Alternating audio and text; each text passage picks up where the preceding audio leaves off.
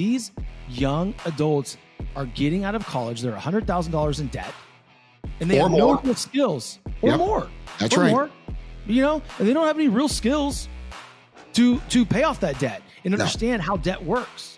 As we go through my journey, I'll tell you, I didn't finish college, right? And the way that journey worked, and thank God I didn't at the time.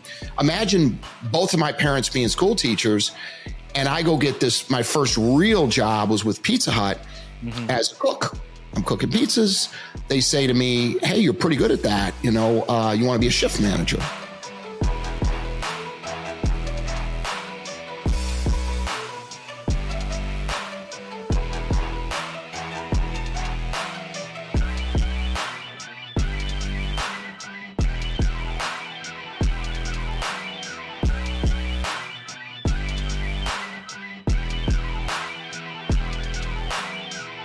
This guy went from a Pizza Hut manager to a multi-billion-dollar CEO. I have with me today an icon, a husband, a father, and a car tycoon, Todd Skelton. Welcome to the show, my man. Dude, it sounds so much better when you say it. I love it. It's a great intro. Hey, man, you wrote it, dude. That's your life. It's so funny. We always talk about that, though, right? Yeah. Is that guy talking about me? But yeah, man. So happy and grateful to have you on the show today.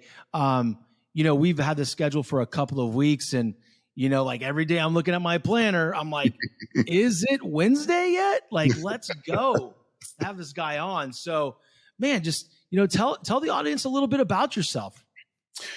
Yeah, I think the story really is, there's a couple of pages to the story that are really meaningful to a general listener. And one is, it's that giant, from Pizza Hut manager to multi-billion-dollar CEO, but it's the pieces obviously in between that matter. And the things that I'm trying to do to give back now, like tutoring kids that are, on their way to college or vocational schools, or whatever is better for them. And that's kind of the key in what we do.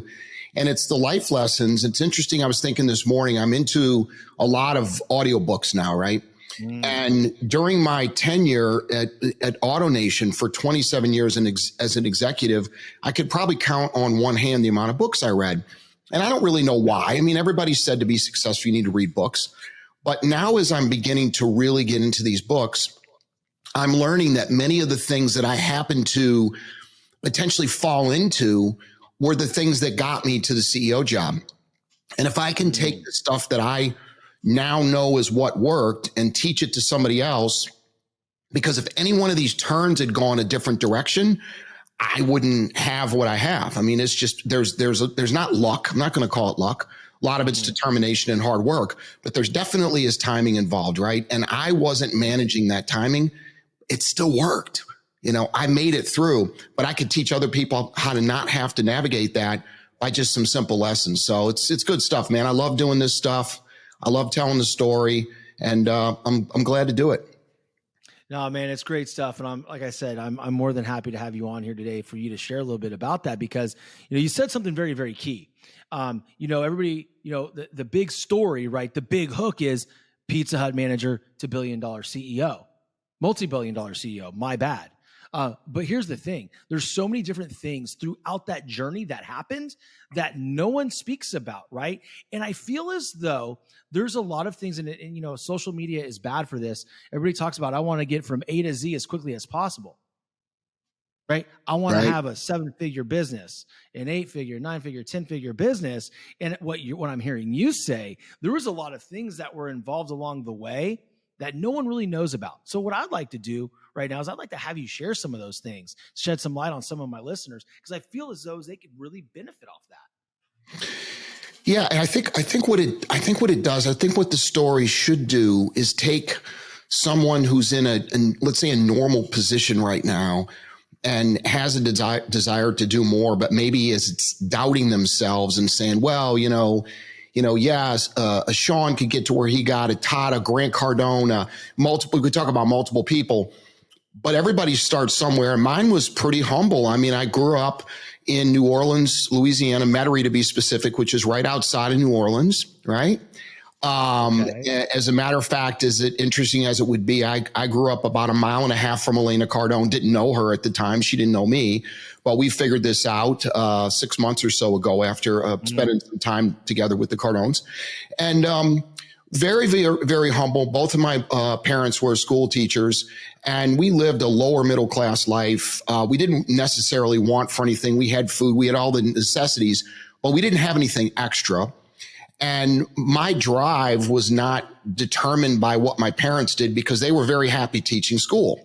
That would, like, I would lose my mind doing the same thing repetitively day after day after day, right? So it doesn't matter your upbringing. That isn't key. It's what you do with it. So I think the first lesson is, if you're the type of person who at 14 or 15 or 16 or whatever age was out there trying to mow lawns or deliver newspapers or work. They allowed me to work in a restaurant as a busboy when I was 16 in Louisiana at the time. I did that. I rode my moped to work. Probably should have been killed somewhere along the way. I don't know. But all these things happened. Worked in a pet shop, got fired from the pet shop because I sold my own aquarium in my own house instead of selling the ladies, Miss Pearson's pet shop aquarium, and, life lessons, things that, like, I think about it and I go, damn, if that woman hadn't have fired me, I would never have been able to put that together. And I'm like, okay, well, that was wrong. I can't do that anymore. I mean, it was working for myself, at the time. I was selling a product I had in my own home. But that's kind of where it starts. And the real one, when I really dig back, is it started when I was 12, 13, 14 years old, and my sister was 7, and I had to babysit her in the summer. And my mom worked because she was the president of the teachers unit at this time. So she worked through the summer. My dad worked even through the summer as school teachers. And I babysat her, and I got 50 cents an hour. So imagine all my friends are out playing baseball, playing basketball, and Todd's got his 7-year-old sister with him, and I'm getting paid 50 cents an hour. And man, I was a laughing stock of the community. And of course, you can only guess now, Sean, where are all these people that laughed at me? Some of them were living with their parents. Most of them never got out of Louisiana. But that life lesson at that age that my mom did kind of force on me was kind of the beginning, man. That's where it started, right there. And then entrepreneurial spirit to want to do more. That's amazing you say that. First of all, I want to acknowledge you saw my face light up when you said you were from Louisiana. I did. Do you know where I played baseball? No way. Not LSU. I sure did. I sure did, brother. I sure did. So when you say Metairie, man, I know all about Metairie. I know all about the culture. When you're saying you probably should have been killed along the way, I know what you're talking about. I have context. Okay. See, I spent from 01 to 03 in Louisiana, Baton Rouge, man. Oh. My mom lives there now. She's in Baton Rouge now. They follow LSU everywhere. Ladies basketball, man. Unbelievable. Yeah. But that's a separate podcast. But no, so we have some connection there. And it's so funny how small of a world that is, that our boy from across the pond in the UK, David Angel, connected us to do this show. That's right. And I was actually living probably where you were at one time. Yeah. And that's just it's amazing how the world works that way, but I want to point something out, which is really special, because I don't know if people will catch on to this, right? But you talked about entrepreneurial spirit, right? You got fired at an early age for having that amazing entrepreneurial spirit. Yeah. And, listen, I'm not here to beat up on corporations or corporate America. I think corporate America is great, right? But the one thing that corporate America and even small business does is they don't like that entrepreneurial mind. Right. It's like, wait a second, man, because it almost scares them, right? It's because I don't think they truly understand people like you and I. They don't. You're like, dude, you sold your own. You're like, wait a second, this person right here wants a fish tank. The fish tank at this pet shop probably isn't what they need, but I have one. Well, worse than that, Sean, she didn't have it. Like, I would have I knew right from wrong, and she doesn't have the fish tank in stock. And I'm like, they want a 60-gallon saltwater tank. I happen to have one I need to sell. She doesn't have it. Don't know when she can get one. Hey guys, I have one. And they bought mine. And then they told her, and then she fired me. And she was like my grandmother, right? So she didn't have to fire me. Like, literally, she had tears in her eyes. And when I went home, my mom is like, best life lesson you could ever get. Like, congratulations. And I'm like, what? Excuse me? Like, yeah. You needed to be fired, and I applaud her for doing that. Don't do that again. Okay, fair enough. It's so funny, like the mindset of society, isn't it? Like Yep. you put something out there. I don't know if it was today or earlier this week. I engaged on it today. It was the mindset of society and how to be successful. Go to college, go to school, Right. get in a job and stay in a job. And you're like, hey, clown, that's not man. it. It's Hey, not clown, it. man, that's not it. And it's so funny because, like, and I can't remember who I was talking to about this the other day. Oh, I know. It was a headmaster of a private school here in Fort Myers, Florida, that I'm going to be doing some speaking for. And, talking to their, it's called Leaders of Tomorrow or something. It's a LIFT program, whatever it is. And, we started talking about education, and I'm looking, I handed him my book that I wrote, right, about my journey. I haven't done quite what you've done yet, but I went from completely broke school teacher to making multiple, like high six figures within 6 months in an outside sales career. And I built an amazing corporate sales career out of that. And now I'm helping other people do the same. Right. But like, I'm looking around his office and I'm looking at the certain books he has in there. He's got some Jack Canfield in there. He has some, he has the 4 Agreements in there. He has Emotional Intelligence 2.0. And I'm like, man, I go, Rick, this really fits. My book fits into your office. Yeah. Let me tell you something. I believe in traditional education, but I also believe in teaching the soft skills that is really going to propel people in life to be successful. Right. Yeah, right. And so how about this, Sean? How about we retool the existing infrastructure of what college does, and it makes all the sense in the world. Yeah. I mean, listen, I didn't know what an LLC or an S Corp was, but, or anything when I was in college, it's probably because I was too busy, doing what I did at LSU. I mean, you're living like a rock star big leaguer at that point. You're not focused on school. No, you're not, man. It is a world, dude. It is a world that I can't even believe that exists. But I agree with you. And I think there needs to be dudes like yourself and even myself, heck, maybe down the road, you and I partner on something like this, because it's something that the educational system truly needs. These young adults are getting out of college. They're $100,000 in debt and they have no real skills or more. That's right. More, and they don't have any real skills to pay off that debt and understand how debt works. No, but it's what they know. It's what they know. It's what they've been taught. And that's where, it's a little parody, but with the, rich dad, poor dad type of thing, but it's true. And look, I guess the real comment in that should have been, college might not be the best option. Mm-hmm. It could be. And, listen, as we go through my journey, I'll tell you, I didn't finish college. Right. And the way that journey worked, and thank God I didn't at the time. Imagine both of my parents being school teachers, and I go get my first real job was with Pizza Hut as a cook. I'm cooking pizzas. They say to me, hey, you're pretty good at that. You want to be a shift manager? Oh, okay. I'll be a shift manager. I'm still in high school at the time. Do you want to be an assistant manager? I do want to be an assistant manager. And I don't remember what the pay was. It didn't really matter. It was a lot for somebody who was a leader. You're making money. Yeah. So then it comes time for college, and I go to UNO, University of New Orleans. Sure.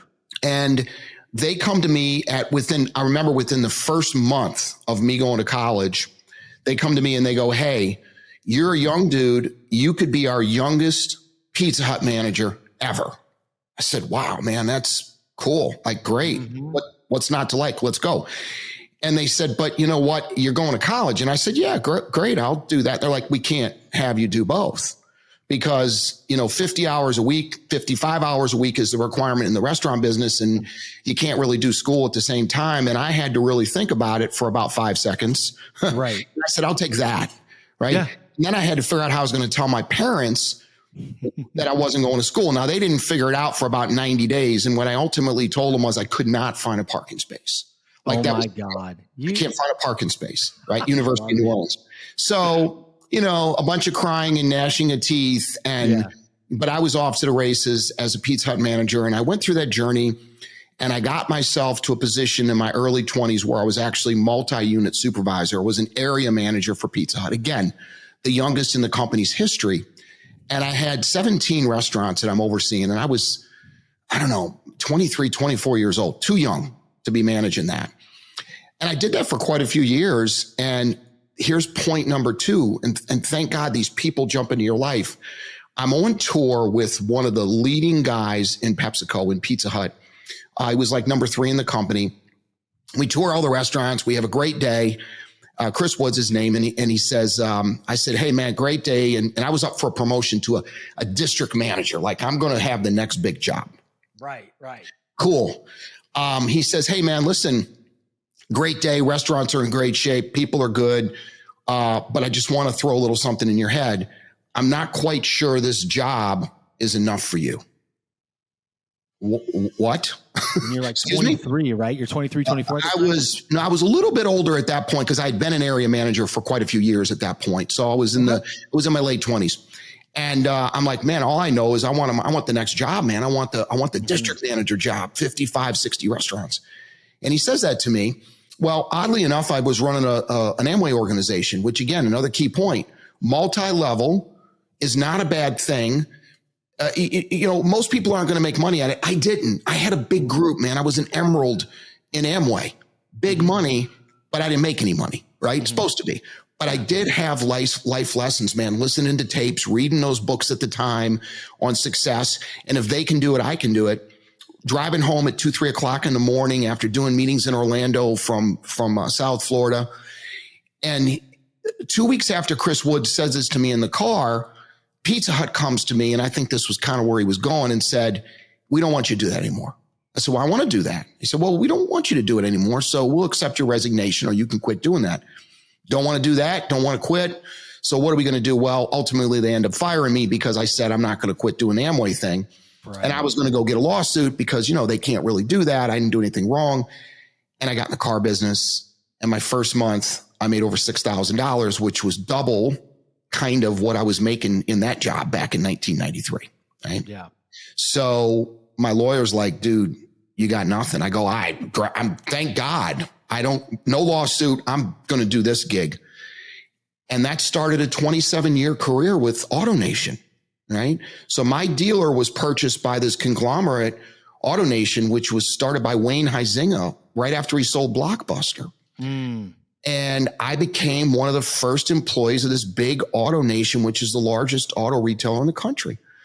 And I think the lesson in there, Sean, is I spent all those years going to the next level and the next level and the next level. I started selling cars. I was a finance manager, went from finance manager to sales manager, and I took a pay cut of 50%.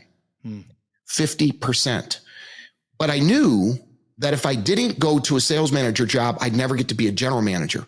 So I had enough foresight to go, you know what? I'm killing it in finance. And I asked myself 2 questions. Can you get to be a general manager as a finance manager? No. Okay. Do you love being a finance manager? No, I don't love it. I'm in a little box talking to people one-on-one. I want to lead. You're like the most hated person in the dealership. Hey, exactly. And like, I was good at it. Dude, I was good. And that's why I made so much money. And they're like, well, pay on the desk because this desk manager is this and it's half. And I said, okay, 2 years took me to get back to where I was. But you know what? If I hadn't done it, I'd be sitting in a finance job, maybe, who knows? I never would have got there. So that's a life lesson to people is sometimes you have to go backwards to go forwards. You got to do it if that's the program. And if you really want what you want. And all I wanted to be was a general manager. That's all I could see. Let me be a general manager. I got to that job about 6 or 7 years later. And then I became a multi-unit manager with AutoNation. And I had, again, 17, 18, now car dealerships under my belt. And I did that job for 15 years. And I got a coach because for 17, well, actually it was 17 years. For 17 years, my boss and I were like this. We didn't like each other. I was assigned to him in this new market president job, and he was my boss in that job as a COO. We never got along. Finally, after 15 years of suffering, I said, you know what? I want an executive coach. Here's a life lesson. Everybody needs a coach. Now, I wanted a coach because I wanted to figure out how to deal with this cat, because I wanted to have a job like his, which were there only 2 in the company. But the only way I was going to get that is to get along with him. So I get the coach. Coach comes in. They pay this guy like $35,000 to coach me. Can I stop you real quick, please? Yeah, man, please. Because this is something like this is how long ago? 5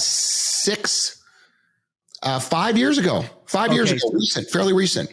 So I have this conversation all the time with people that are coming to me wanting a coach, right? Yep. And you touched on this, so I apologize. Don't lose your train of thought. Oh, please. All right. And guys and girls that are listening, like, listen, you guys are avid listeners of mine. I appreciate you and I love you so much. But when you're going to reach out to somebody who's going to coach you, like an executive coach, like Todd or myself or David Meltzer or whomever it is, it's exactly right. It's going to be an investment. Yep. It is going to, I'm throwing up the air quotes if you are not watching this on video, it's going to cost you money. But what you're failing to understand is whatever you're investing in, you have to look at it as an ROI. If I invest $35,000 into Todd Skelton, how much am I going to make? Right.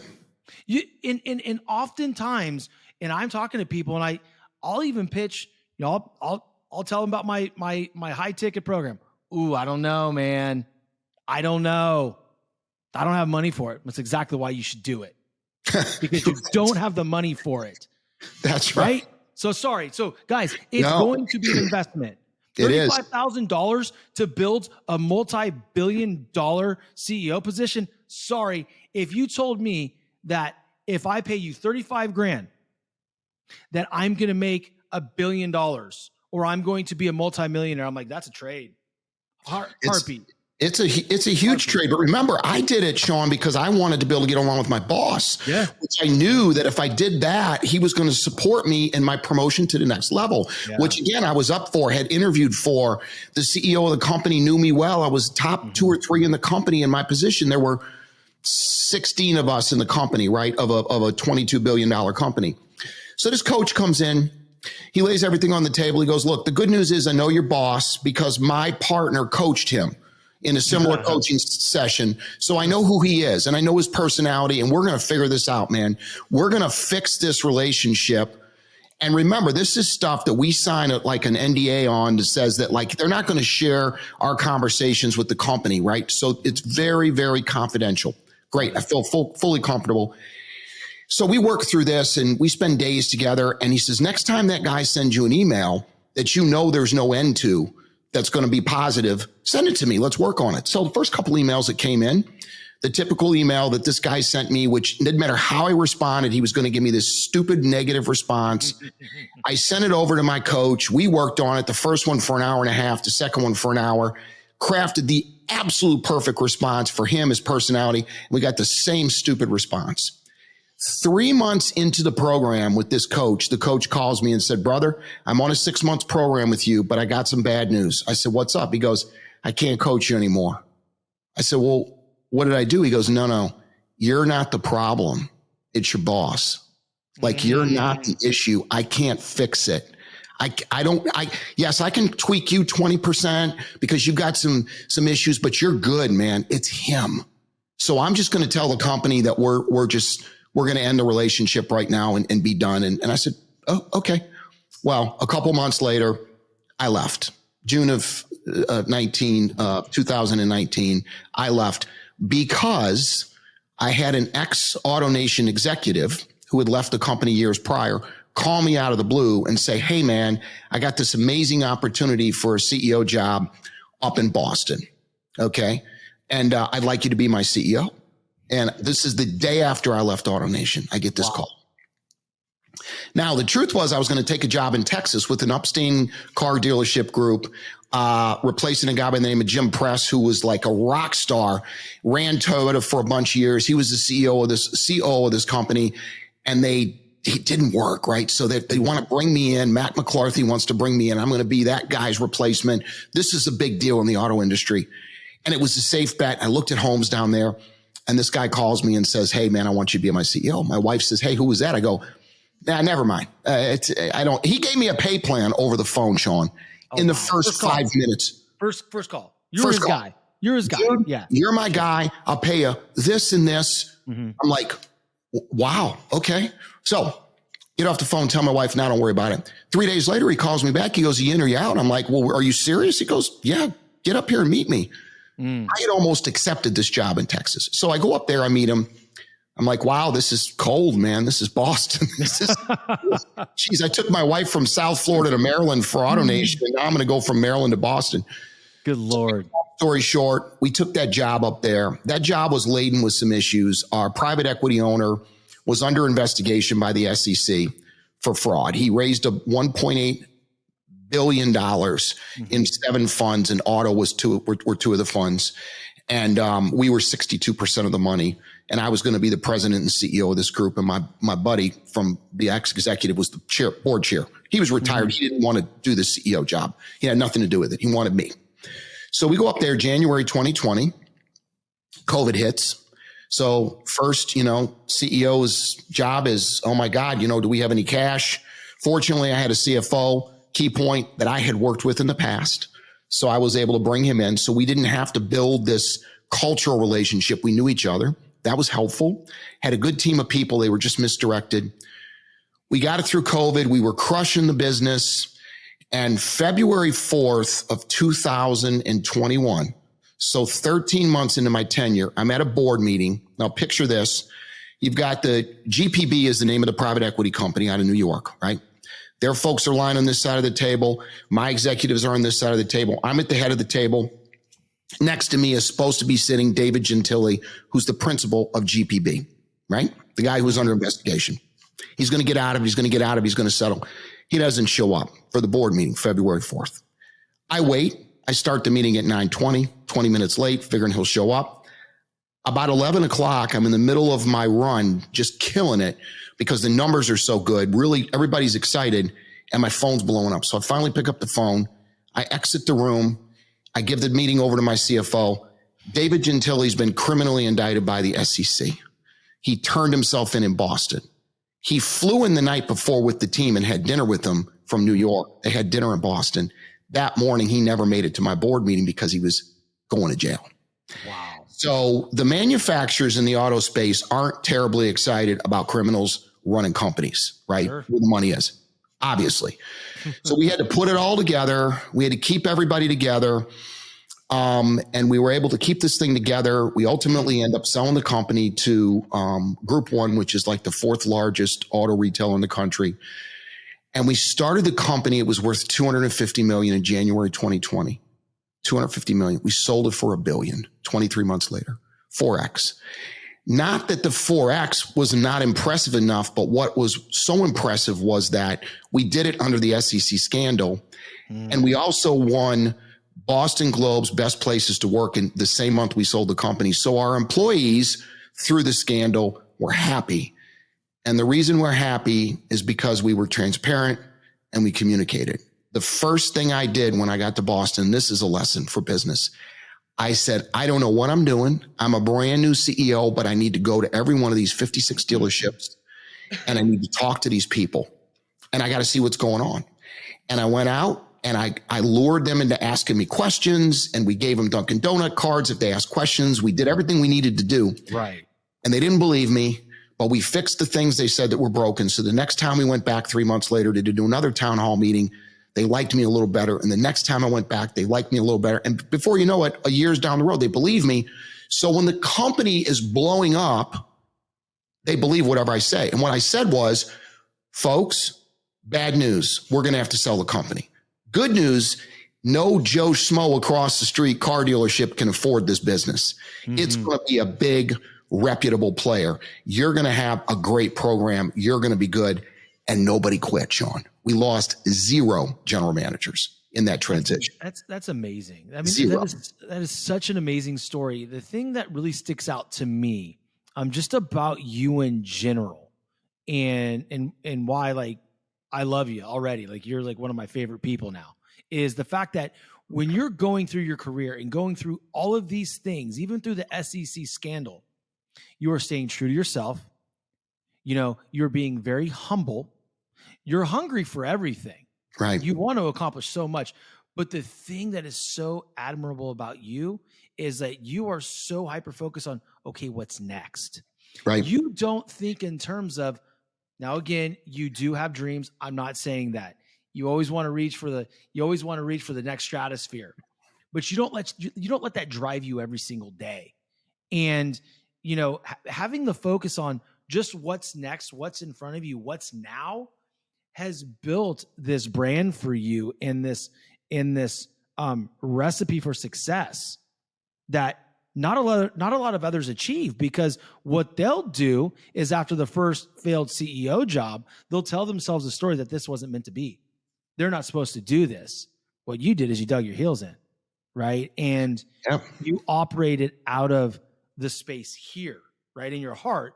And that story about when you got on when you had your first town hall meeting, just admitting, I don't know what I'm doing.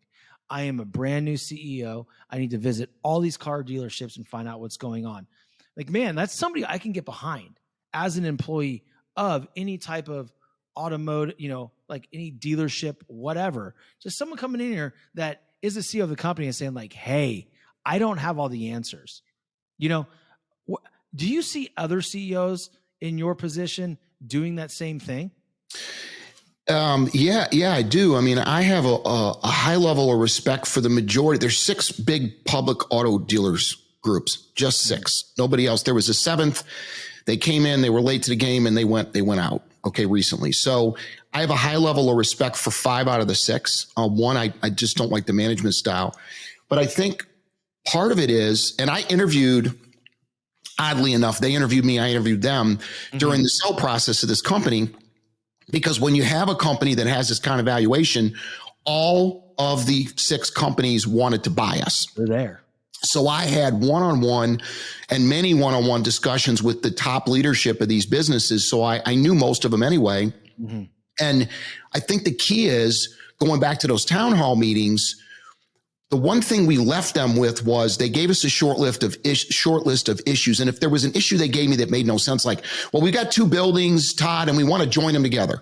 Well, okay, we're not going to do that right now. Okay. Because it doesn't make any sense. What else do you have? Oh, IT sucks. Okay, I could fix that. We got potholes that need to be done. I could fix that.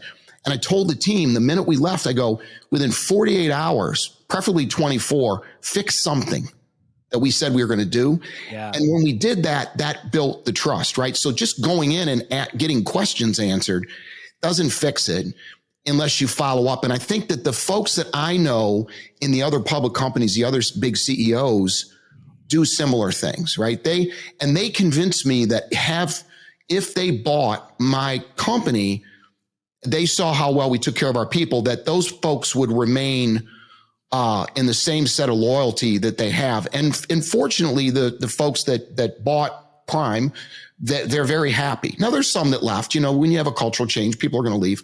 But ultimately, yes. And I think that's what a lot of the CEOs do. And one of the things that I'm going to do when I finish scaling this other business and we exit out of it is, I'm going to do speaking on attracting the best people, right? Attracting the best people.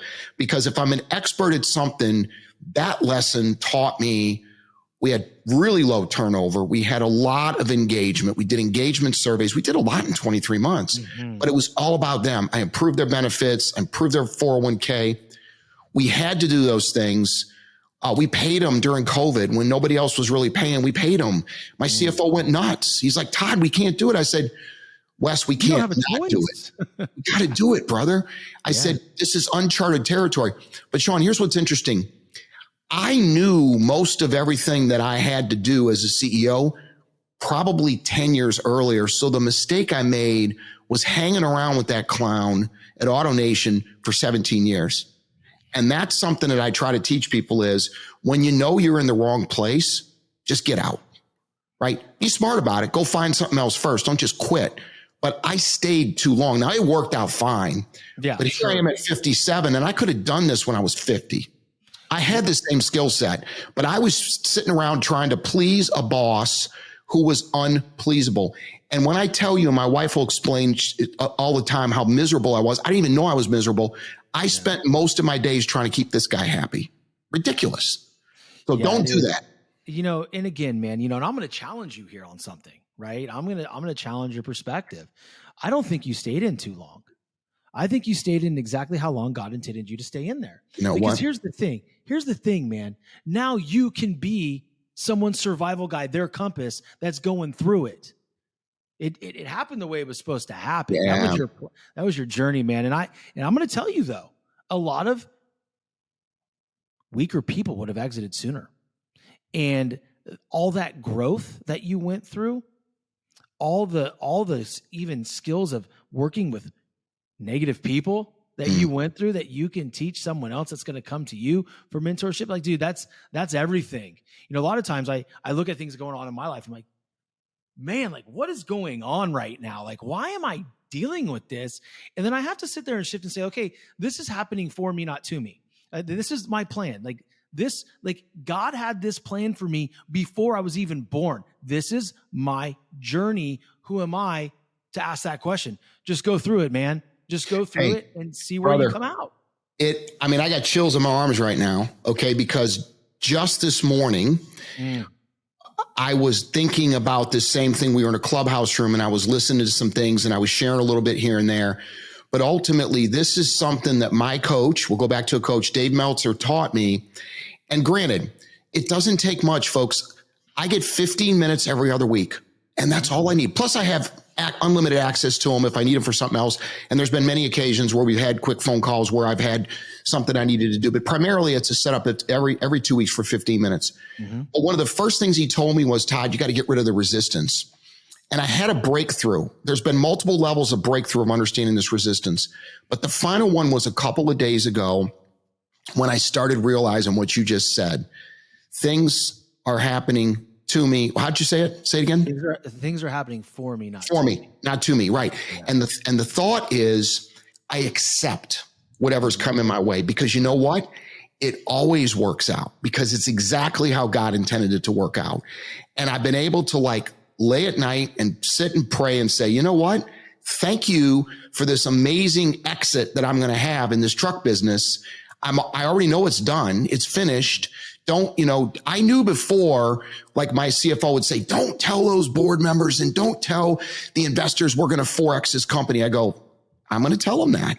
Sure. But see, now I kind of understand why as you grow through this is because it's going to happen.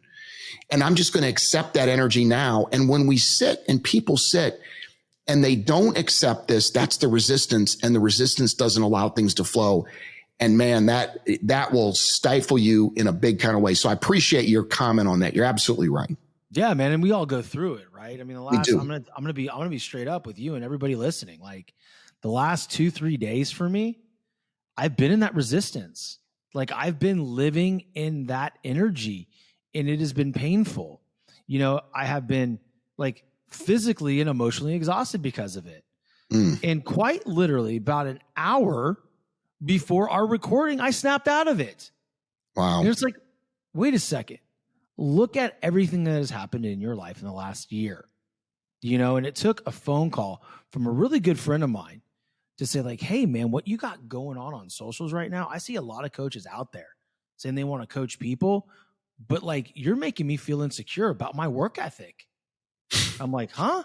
Like, what are you talking about? Like, he's like, dude, you've got everybody reposting calls that they're having with you. You have this group mastermind that you started, and you just had the idea like 2 days ago, and you got 12 people in it. I was like, well, it should be like 50, right? But he's like, no, dude, listen. He's like, and it snapped me out of it, because it's like, wait a second. I'm going to stop resisting what's going on right now. I'm going to enjoy it, because if I look back at a year ago, from today, do you know where my podcast was being recorded? In my car. Oh my. And wow. I ended up getting a really good guest named Larry Hagner from the Dad Edge podcast. And then I had DJ from Real AF, Andy Frisella's co-host, scheduled to come on the very next week. And I'm like, I got to level up a little bit, right? So I found a post-production guy, and we bought some rights to music. And then he's like, hey, you need a 4K camera, you know, a little webcam. You need a microphone. We did all that. Had no sign. Now we have a sign. And so while I sit here in all this pain, I'm not really seeing what has transpired in my life the last year. I mean, things are happening to all of us for the good of us. And sometimes we need other people out there to sit there and grab us by the shoulders and shake us a little bit. Sometimes it's an executive coach like David Meltzer, and sometimes it's just your really good friend or your wife. Yeah, no, you're exactly right. And I'll go back and I'll put it right back to you. So the 12 that are in your deal are the 12 that are supposed to be there, right? 100%. It's not supposed to be 50. It's just not. Yeah. And, you know, we struggle with the dumbest things. I follow this philosophy that Cardone talks about. And I've actually done this before. He even said it. But so I go broke all the time because I put my money into assets. I learned this recently, and I put money in investments, and I probably go too far, and I get myself stressed out because it's like, okay, well, now let's just figure out how the regular flow is going to go here. And I got myself in one of those positions 3-4 days ago. And I'm like, okay, well, a guy with this kind of net worth and all shouldn't be worried about a few $1,000 here or there. Like, you shouldn't have to worry about that. But I did that to myself. But again, it was the right thing to do. And the timing was right. And I finally said, Sean, you know what? Screw this resistance. It's always been fine. It's going to be fine. I don't know exactly how, but it's going to be fine. And sure enough, out of the blue, the guy that I'm a 62% equity owner in a hotel is like, bro, we're crushing it. And he just out of the blue yesterday sends me a distribution for the hotel. Boom. Just boom. There it is. And I'm like, dude, you're the best, you know? And he didn't know why. And I would have been fine, man. I would have been fine. It's not like I'm starving or, oh my God, we're going to go into bankruptcy. Nothing like that. It's everything's just relative. I get it. Yeah. All relative. I was living close to the edge. And it's about resistance. And when you can let it go, your life is so much better. And I'm learning this, man. I'm living this right now, like so recently. And I just know what's coming forward when we don't have to deal with the resistance. So I love it, man. I mean, I absolutely love it. And thank you so much for that. You know, and the reality is we just launched this 2 days ago. You know, there's still time. And, you know, so it's like, but you're right. The 12 people that have signed up, those are the 12 people that are supposed to be there right now. Yep. And that's a great lesson. Thank you. Because, you know, and I think that we all need reminders of that because, you know, we're all building something special in our lives for other people, right? Like, you know, you want more for your employees, right? In the businesses that you're involved in. I want more for the people that I coach, you know, and here again too, I'm also in corporate America still. I still have a highly successful sales career. You know, that's what's keeping everything afloat right now. And so that one day where I can look back and say, okay, this is it. It's time. But it's a plan. And so it's funny, C-Rock reached out to me this morning. He goes, hey, man, you're killing it. You're doing good. You know, also runs a successful podcast. What are you made of? And he said, you know, like, how's your list and how's this and how's that? I go, dude, I got all that. I got email lists and I got a giveaway that I'll just put up for your folks here about hiring great people and all that. But that's not my focus right now, man. My focus is the thing, right? And the thing is building and scaling a truck business, right? That we need to do and exiting that truck business and, you know, pulling down 40, 50 million bucks, man. And not just me, my executive team, everybody gets to win. The employees get to win. We all get to win. And my goal is that money is never, ever, ever a consideration for the rest of my life in the sense that I can just go out and give back and I can speak and I can do seminars, whatever. And I don't care if there's any monetary gain. Now there will be, but I don't care. Sure. It doesn't matter to me, man. And I just, I sense that you're the same type of person in that regard, because you can just feel the energy that you got people that just want to coach kids and want to coach executives and help people not have to make the same mistakes that we've done when they don't have to. No, I agree. I lead with my heart. I want more for people, right? I mean, you know, the reality is if people in my industry knew what I was charging for this mastermind, they'd look at me like I had two heads. But the reality is like, if I truly want to help people, am I not going to make it a finance, an investment that these individuals can actually execute on so they can grow their business. Like, you can't have it both ways. Right. You can't always go that 1% offer. Hey, it's 40 grand. That's what it is. You know, it might be something smaller. It might be an entry level, lower ticket type thing. And that's okay. I think there's too many people trying to capitalize on that one sale. It's like, do you want fast quarters or a slow dollar? You know, Gina, my wife, Gina, has an amazing female entrepreneur group called the Mom Link. And we hired Danelle Delgado, who's called the Millionaire Maker, and she's amazing at what she does as a coach to kind of scale a business model. And they scaled the business model up, and they said, okay, now you've got this huge community of women, 25,000-ish women that you've supported for a year plus. You know, how can we make this into something that's real, a real business? And they put a plan together, Sean, to your point, and they were going to bring on 25 chapter presidents, and the fee was 10 grand, but then they get to share in revenue and all that kind of stuff. And they tested it. And about 3 weeks in, there were multiples of people that came and said, hey, I want to do it. I can't do it. I could do 5. It kept coming up 5. And I finally said to the ladies, I said, look, it's your business. I'm an investor in your business. I hired the coach for you. And my suggestion is cut it in half. If 5's the number, be more inclusive. And to be honest, Danelle was kind of pissed. She's like, well, Todd, why would we do that so soon? I go, Danelle, it's the right thing to do because that's the price point that this group of folks can afford. Yeah. And they did that, and Sean, wildly successful. It's not always about the short-term money, man. You got to read the room, right? The room was $5 grand. And now testing, that's called testing. Yes. Like, right. You went through testing at 10 grand. It got a lot of interest, but not a lot of execution because the demographic was $5 grand.